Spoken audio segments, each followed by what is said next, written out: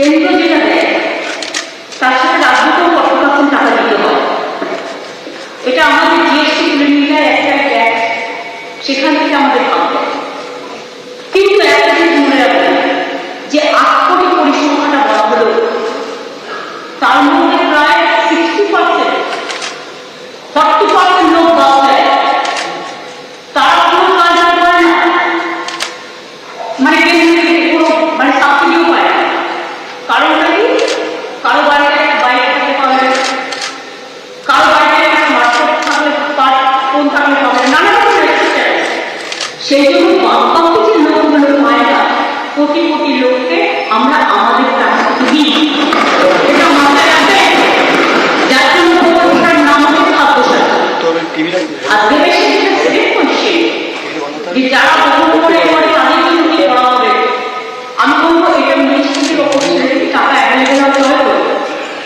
আগে খাদ্য সাথে মানুষকে খাদ্য দেওয়া আমার কাজ, বহন দেওয়ার পরে তাদের একটা নির্দিষ্ট টাকা দেওয়া হয় এবং তারা পায়। কিন্তু রোজ রোজ যদি কেউ দাবি করে, সেই দাবি মানার জন্য টাকা আছে কিনা, অর্থ বরাদ্দ আছে কিনা, এটা আমাদের এখন পর্যন্ত ক্যাবিনেটে কোনো আলোচনা হয়নি। কাজে এরকম প্রস্তাব থাকলে ক্যাবিনেটে আসবে খাদ্য দপ্তর, তখন আমরা কালেক্টিভ ক্যাবিনেট সেখানে ডিসাইড হবে। সবাই যদি বলে চালের দাম দেবো, গমের দাম দেবো, বিনা পয়সায় বস্তার দাম দেবো, যে বহন করবে নিশ্চয়ই তার প্রয়োজন আছে, সে খাচ্ছে, তারা আমি পাবো।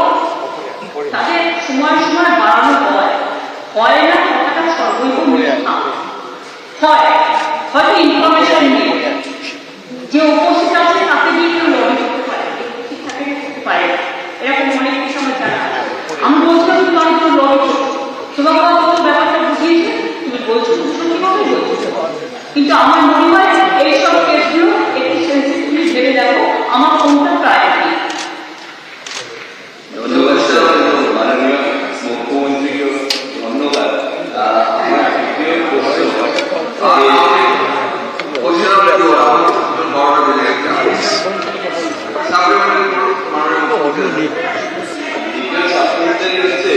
বর্তমানে মোবাইল আমরা নই, মোবাইল যারা আছে তাদের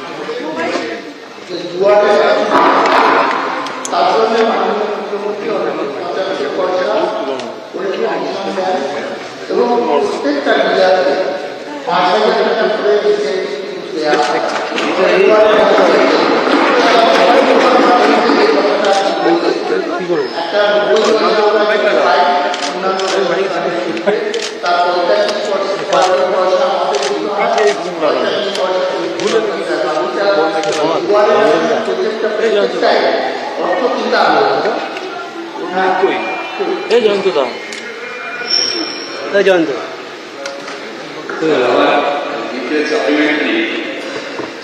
আপনার এমনি আমরা অবগত আছি, ছোট করে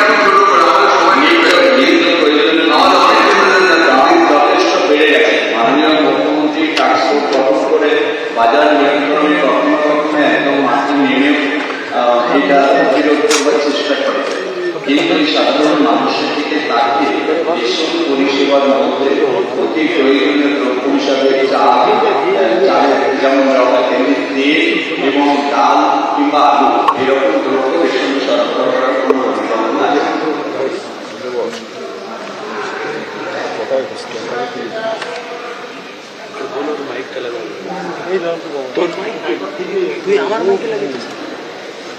সবটা আমাদের হাতে নেই।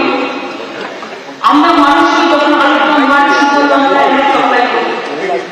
আপনারা দেখছেন উৎপাদনে বাংলা দিকে, কিন্তু হলে কি হবে? চাষিদের দোষ নয়, আমরা কপ ইন্স্যুরেন্সে রুটি জিনিস আনি, কিন্তু কিছু লোক ব্যবসা করবার জন্য সেটা বাইরে নিয়ে যায়, এমনকি এক্সপোর্ট করে। আগে 75 একটা পেঁয়াজ বাংলায় দেবো না, আমরা আসার পর আমি 75% পেঁয়াজ বাংলায় তৈরি করছি, কিন্তু সেই পেঁয়াজটা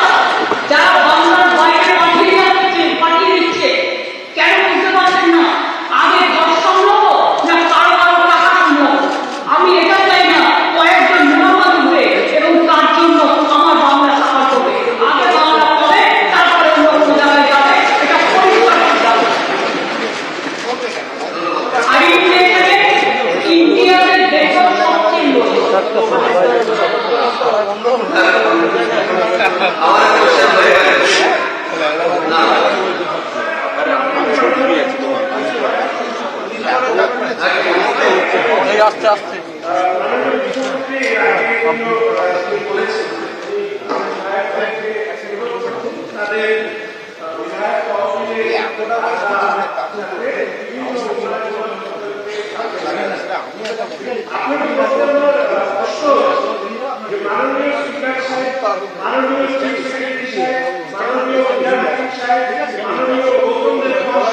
সবার কাছে গিয়ে আমি আমার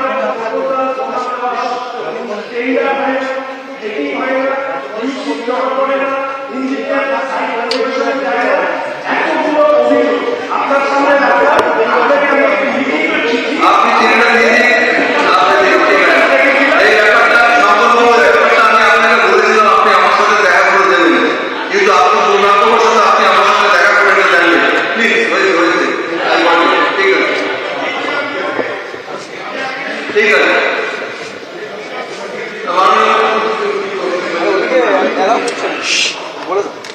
মাননীয় অধ্যক্ষ মহাশয় থেকে আমি জানি না কি এই রেগুলেশন আছে সেটা আলোচনা হবে পরে, কিন্তু একটা সেন্সিটিভ ব্যাপার যেটা আমাদের সকলকে আঘাত দিচ্ছে এবং যেটা আমাকে দুঃখ দিচ্ছে এবং মানসিকভাবে আমরা দুশ্চিন্তায় আছি। ভারতবর্ষের ইতিহাসকে বুঝতে হবে। ভারতবর্ষের একটা ইউনাইটেড ছিল, পাকিস্তান, বাংলাদেশ, ইন্ডিয়া, ভারত, তিনটে মিলে কিন্তু ইউনাইটেড ইন্ডিয়া ছিল।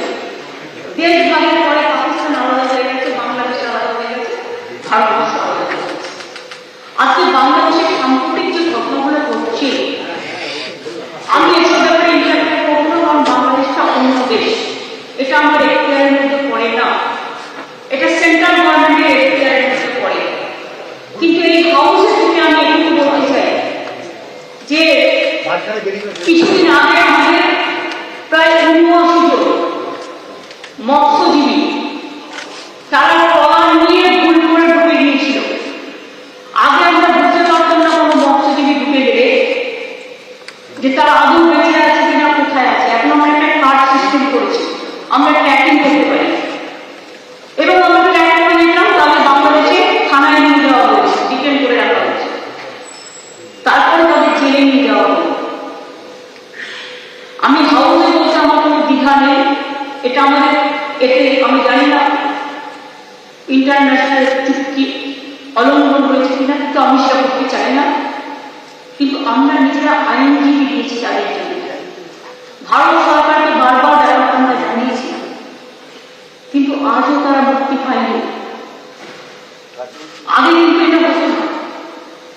তার পরিবর্তে একটা ঘটনা করি, বাংলাদেশের একটা জাহাজ এখানে এসে ক্যাপসাইজ হয়ে গেছে, বাংলাদেশের একটা ট্রলার।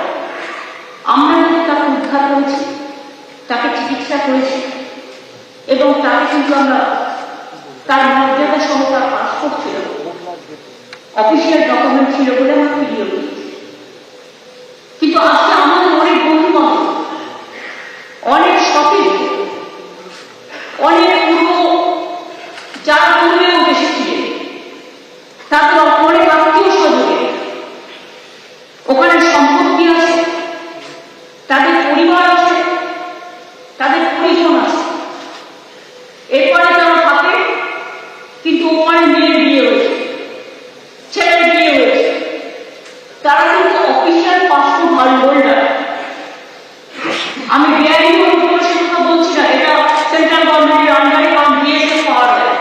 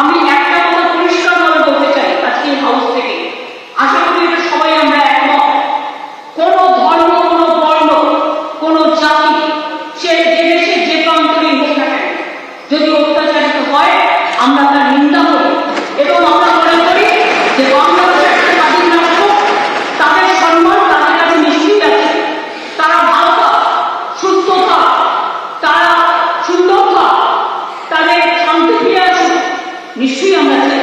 কিন্তু সাথে সাথে আমাদের পরিবার পরিজনের উপরে যাতে কোনো অত্যাচার না হয়, এটা গভর্নমেন্ট অফ ইন্ডিয়ার কাছে আমরা হাউস থেকে আবেদন জানাচ্ছি। পার্লামেন্ট এখনো চলছে, যে দয়া করে প্রাইম মিনিস্টার দরকার হলে দুই দেশের সাথে কথা বলুন, যদি প্রধানমন্ত্রীর অসুবিধা থাকে কোনো ব্যাপারে, ডিপ্লোমেটিক ব্যাপারে, এক্সটার্নাল অ্যাফেয়ার্স কথা, এক্সটার্নাল অ্যাফেয়ার্স মিনিস্টার পার্লামেন্ট যখন চলছে, পার্লামেন্টের বিবৃতি দিয়ে দেশবাসীকে জানা যে তারা কি সিদ্ধান্ত গ্রহণ করেছে। আর আমার তৃতীয় সাজেশন, এইরকম ভাবে যদি ঘটনা ঘটতে থাকে তাহলে আমাদের লোকেদের আমরা নিশ্চয়ই ফিরিয়ে আনতে চাই, তার জন্য সরকার উদ্যোগ গঠন করুন। সেই লোকরা ফিরে আসে, আমাদের কোনো খাওয়ার অসুবিধা হবে না, থাকবার অসুবিধা হবে না। আমরা যদি আত্মার বোঝাই আমরা তাদেরও আত্মার মধ্যে দিতে পারি, কিন্তু কোনো ভারতীয় অত্যাচার হোক এটা আমরা নিশ্চয়ই চাই না। আমি নিজে এই ঘটনা ঘটবার পর ঈশ্বরের মন্দিরের যিনি এখানে প্রধান আছেন তার সাথে দুবার কথা বলেছি, এবং শুধু তাই নয়, আমি বাইরে এগুলো বলতে পারি না যে আমি বাংলাদেশের ভীষণ অ্যাটাক করব, কারণ ভারতবর্ষ সরকার তাকে অ্যালাউ করেছে। এটা তাদের এখতিয়ারে পড়ে, আমার এখতিয়ারে পড়ে না। কোনো জাতীয় পতাকাকে অসম্মান করা এটা আমাদের এখতিয়ারে, কারো এখতিয়ারে পড়ে না। সব দেশকেই আমরা ভালোবাসি, সব দেশকেই শ্রদ্ধা করি। আর একটা কথা হচ্ছে, গভর্নমেন্ট অফ ইন্ডিয়া এই ব্যাপারটা, আমি জুলাই ইংরেজিতে বলছি এই কারণে যেহেতু রেগুলেশনটা যাবে, government of India can take up the matter with the United Nations so that they can send the peacekeeping force in Bangladesh and they can rescue our people from Bangladesh. এটা আমার সাবমিশন থাকলো, আমার request থাকলো। আমি যখন সংখ্যালঘুদের উপরে ওয়াকফ property নিয়ে যখন তাদের ধর্ম নিয়ে নেওয়া হয়, তাদের ধর্মীয় অধিকার, সেটাও যখন প্রতিবাদ করি, তেমনি আমি মনে করি যে কোনো কারো তার ধর্মীয় অধিকার পালন করার অধিকার আছে। সেক্ষেত্রে আমি হিন্দু করে দাঁড়িয়ে দিলাম, বা কেউ মুসলিম করে দাঁড়িয়ে দিলাম, বা কেউ শিখ করে দাঁড়িয়ে দিলাম, বা কেউ খ্রিস্টান করে দাঁড়িয়ে দিলাম, এটাকে আমরা মেনে নিতে পারি না। আমরা সবাইকে ভালোবাসি, সব ধর্মকে ভালোবাসি, সব জাতিকে ভালোবাসি, সব বর্ণকে ভালোবাসি। মনে রাখবেন, এই পৃথিবী একটাই দেশ, আমাদের সবার রক্ত এক। দুই দেশে আমাদের স্পেশাল সেন্টিমেন্ট, আমাদের ভাষা এক, আমাদের সংস্কৃতি এক, আমাদের কথা এক। এটাও আমি জানি দিল্লিতে অনেক সময় বাংলা ভাষায় কথা বললে তাকে অনুপ্রবেশকারী বলে তাকে অ্যারেস্ট করে নেওয়া হয়, অনেক অত্যাচার পর্যন্ত করা হয় অনেক জায়গায়। তা সত্ত্বেও আমরা মুখ বুঝে সহ্য করি।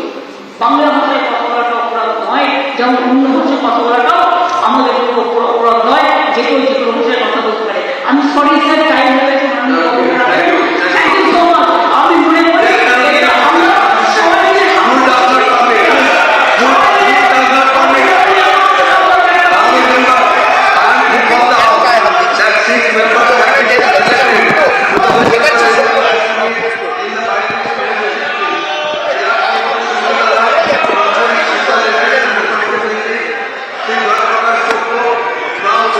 মাত্রা খাওয়া হয় ভাই।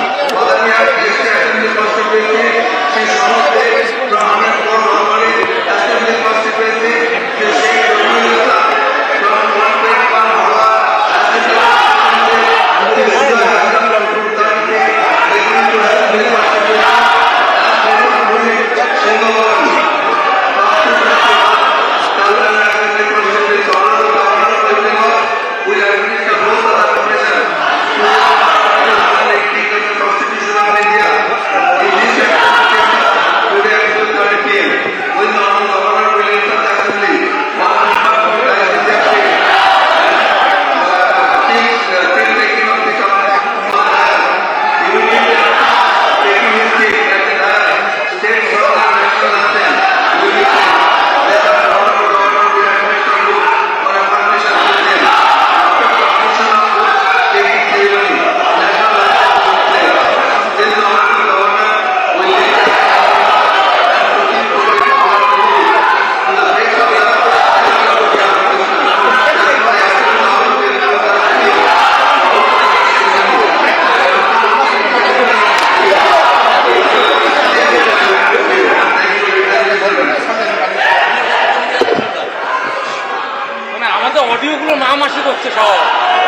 নিজেরা কথা বলে